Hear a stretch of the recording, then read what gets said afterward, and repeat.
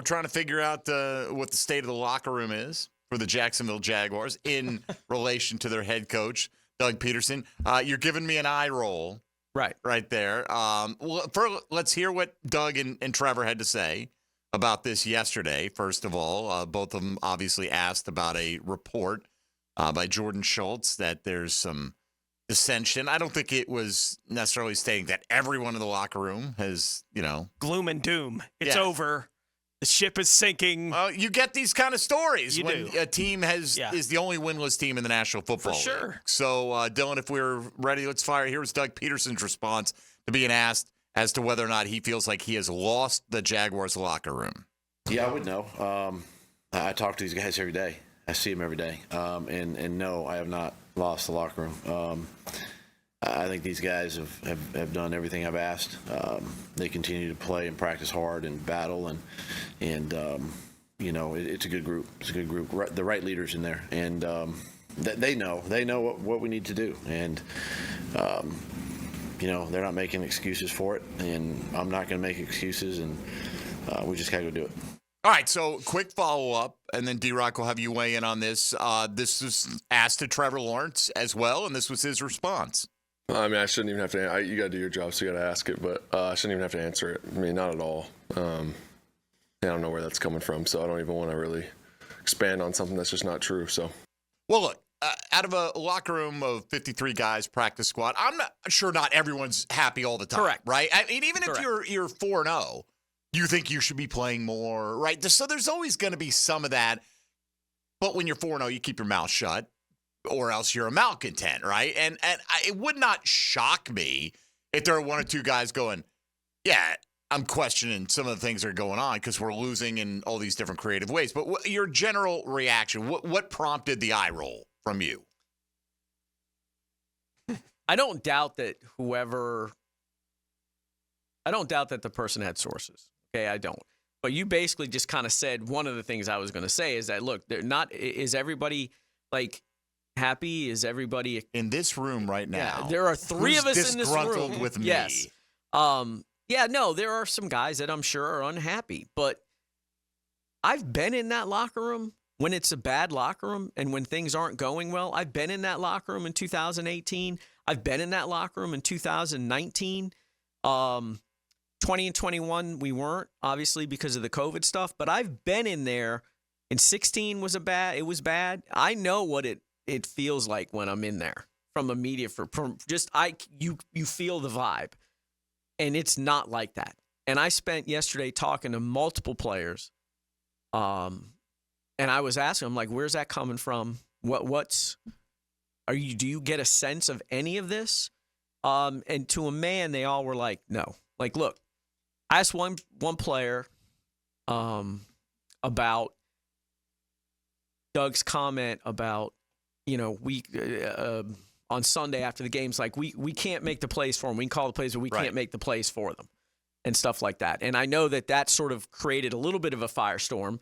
And some people were like, he's throwing the players under the bus. And this player said, look, I don't read it that way. He's like, hey, look, he's right. If I make a mistake on the field, if I miss a block, if I drop a pass, if I blow a coverage, that's not on the coaches. That's on me. So he said he didn't get any sense of anybody being upset about what Doug said and didn't get a sense of anybody rebelling at this point, for lack of a better word. Look, I didn't sense it myself either in there. Like I said, I've been in there. Everybody locally that's covered this team on a daily basis has been in that locker room when the coach has lost the locker room and when things have gone completely in the crapper. And it's not like that. Could it eventually get there? Who knows? Maybe if it continues to go the way things are going, maybe. But right now, 4 games in, no, not now.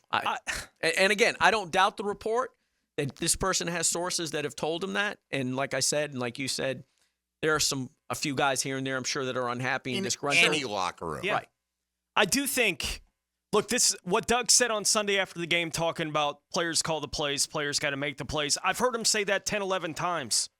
right? Like, this is not the first time I've heard him say it. Correct. It hits the ears different because of the situation the team is in right now, because they're 0-4 and all the things that are going wrong, and everyone's trying to figure out, where do we point?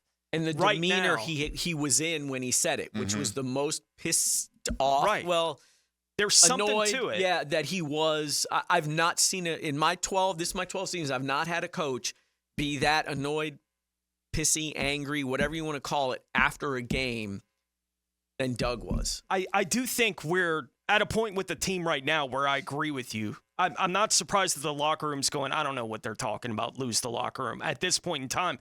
I think early on in the 1 year Herbs was here, when you asked those kind of questions in that room, that the players would give very similar answers to what we're hearing players give right now. What are you talking about, lose the locker room? No, of course not. We got this much left in the season. We got everything still in front. Like, that's the way they're going to answer the questions right now. So I do think there is some degree of fairness for fans to go, who cares what they're saying about that right now? It feels inevitable for so many people out there about how the last chapter of this story that's being written right now is going to be written. I'm glad that the locker room hasn't come to some conclusion that we're done, right? That you don't have that feel from them. But at what point, and even the Urban thing, did they finally go, you know what? Yeah, it's really over. You know, the Urban thing, that may have been July. Right. Like, I think there were players in the locker room who certainly felt that way. Without question. But you didn't have any of that here in Jacksonville until the last couple of weeks, right? Like, that's when any of this kind of thing, if it showed up at all, that's when it started showing up. And now it feels like these stories like this, they make it loud, right? It's really noisy in the system. I don't know how noisy it is in the locker room, but everything outside the locker room, every Jaguars conversation across the entire country right now is Trevor Lawrence isn't living up to the contract.